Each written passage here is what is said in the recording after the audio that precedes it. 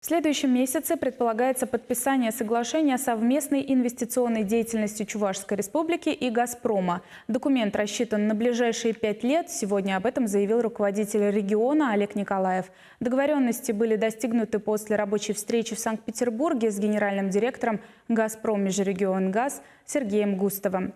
В Рио глава Чувашии отметил, что в ближайшее время в муниципалитетах предстоит провести ревизию объектов газового хозяйства. Я обращаю внимание на ту часть сетей, которые на сегодняшний день находятся в муниципальной собственности отдельных муниципалитетов. И, к сожалению, есть часть сетей, более 200 километров, которые на сегодняшний день определены как бесхозные вообще. Если мы являемся хозяевами, то мы свое хозяйство должны содержать в надлежащем состоянии.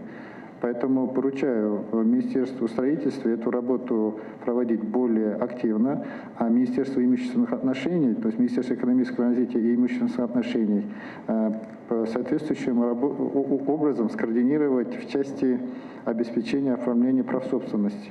И эту работу, коллеги, напоминаю, важно завершить до конца 3-го квартала.